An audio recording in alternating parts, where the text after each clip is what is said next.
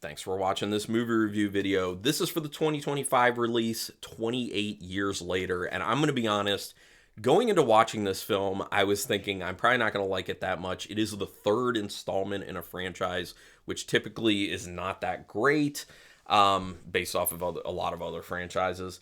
Also, 28 Days Later, I thought was really good. 28 Weeks Later, I wasn't a huge fan of, so I was like, how good can this actually be? A lot of hype going into this film from a lot of people, and then I didn't hear a lot from some people, and other people were just like, it wasn't that good, blah, blah, blah. I thought it was okay, and I'll kind of tell you why. Obviously, this is a no-spoiler review since it just came out. Excuse me, so let's go ahead and get into it. This one's directed by Danny Boyle, who did the first 28 Days Later, also did a film Shallow Grave, which I like a lot. If you haven't seen Shallow Grave, check it out. The Beach and Sunshine, just to name a few. I think Danny Boyle overall is quite a good director. This one was written by Alex Garland. I really enjoy Alex Garland stuff for the most part.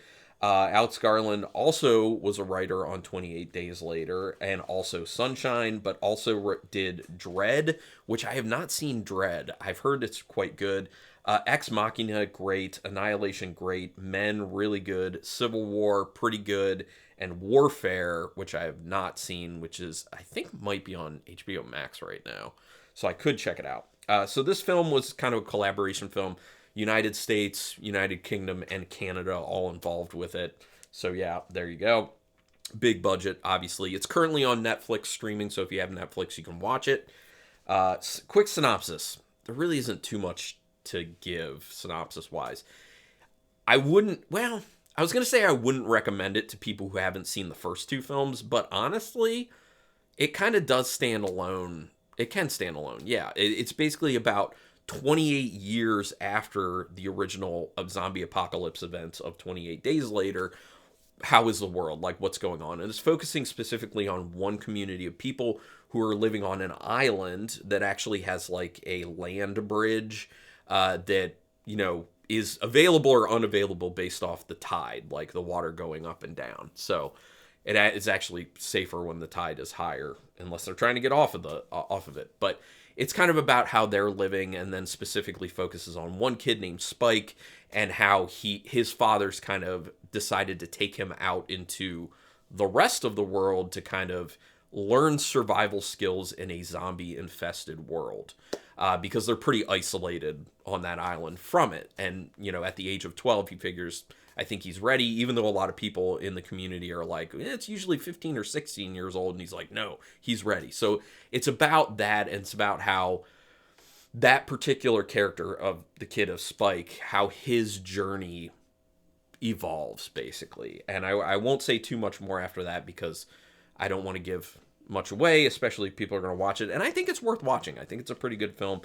And that does mean a decent amount for me because I'm very sick of zombie films for the most part. And this actually was a pretty enjoyable zombie film. So the opening scene is pretty intense and certainly gets your attention. It hits very hard. It's kind of high octane, and it really does do a good job of kind of getting its hooks into you and being like, okay, looks like they might be offering something interesting here, even though it's the third installment in a franchise.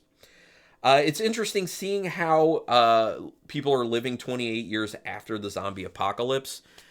So when I first wasn't all that excited about, oh, okay, great, we're going to see 28 years later how people are living, actually kind of interesting in the beginning. So even the portions that are kind of like lower energy and just kind of like more day-to-day stuff for the characters is interesting. It's kind of cool to see how everything has adapted. So I was kind of wrong in my initial thoughts about how I'd feel about that. Direction and cinematography is really well done, and that makes the film very visually engaging, which is very important, especially for a zombie film like this, because, like I said before, zombie films have been so overdone and are typically kind of boring. But the way they handle the direction and the cinematography does help a lot.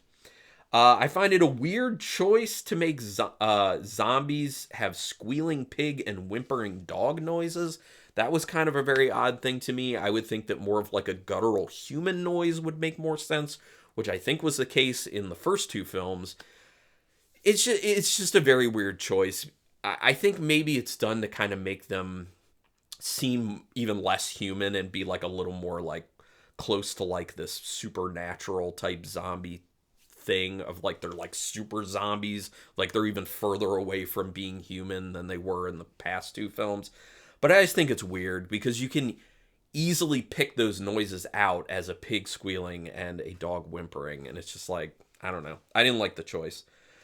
Another choice I didn't like is how they chose to do the score. The score is fine. There's nothing wrong with the composition of the score, but they crank it so much. It like screams at you all the time. It's so overused.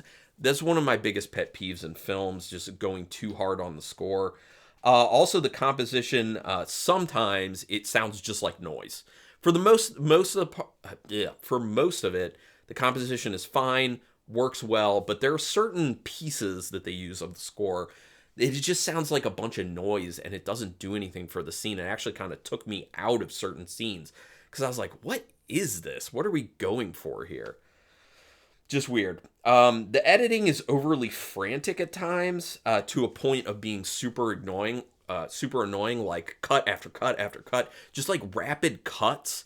And like I understand that, I think that's kind of used to like make it feel like more high octane and more like frantic because like, oh, it's more intense. But no, it's just annoying. When you're just throwing in a ton of like quick cuts, you can't really focus on what's going on necessarily. And a lot of the cuts in certain scenes seems like it doesn't do anything for it. It's just a weird choice. So the editing of this film is a little bit questionable at times, which is a weird thing to say because usually you're not even focusing on the editing aspect of films all that much, or at least I don't. So for it to stick out that much means there is a legitimate problem in some of these scenes with how it was edited. How the zombies have become is an interesting aspect to it, kind of like their... While you're seeing the people on this island and how their society has evolved, you're also seeing how the zombie society has evolved for the ones that are still alive and consistently being made new ones and then kind of assimilating to that society. So I think that was kind of another cool aspect. So I say this to say that basically I think it was warranted. Like there were enough ideas to warrant actually doing another entry in this franchise. So that's a good thing, because a lot of the times new entries in franchises, I watch it and I'll just be like, who greenlit this idea? Because there's nothing new or interesting here. But yeah. It goes somewhere I wasn't really expecting, but I did find it good and impactful. It does. Some people won't like it because it does kind of really slow things down a lot because of where it ends up going towards the end of the film. But I thought it was good. I thought it spoke to things in a different way than the other two films did, and I think it had a good message to it as far as like being applicable to real life. And then something they do in the last 10 minutes is completely out of left field, and I really did not understand that choice. I really wish they had not done that, because they could have ended it earlier, and then it would just be like, an even better film. But then they do these last 10-minute thing, and I'm just like, it's a real head scratcher. You're just like, what?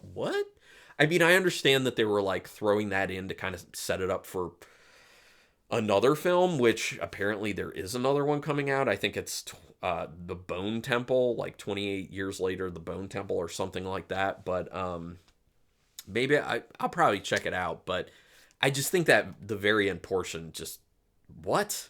Just and I'd heard that from some other people who were just like, there's this weird thing. It's like, what? Yeah, I agree with that. But overall, I think it's a pretty solid film. I would give it a very solid 3.5 out of 5 star rating. I do recommend checking it out, especially if you like zombie films. If you don't like zombie films, maybe it's not for you. I don't, but I still enjoyed it. But also, if I wasn't doing reviews, I don't think I would have watched it at all, because zombie films don't interest me that much anymore because they're so overdone. But yeah, 3.5 stars on this one. If you want to talk about it, go ahead and put some comments down there. We can talk spoilers in the comments. Totally cool. Do me a quick favor, though. Please help me out in 3 ways. Subscribe to the channel if you haven't already. Thumbs up on the video to help me with that YouTube algorithm. You can hit the notification bell button if you want to know when I'm putting up new videos. And if you want to get a little bit more involved and pitch me a few dollars each month for some perks in return with my channel, there are memberships. There's a link in the description. There are 3 tiers, and all of them get early access to almost all of my videos, most of my videos. Certain ones I just can't for certain reasons, but yeah. Regardless, thank you so much for taking your time to watch this, and until next time, keep it brutal.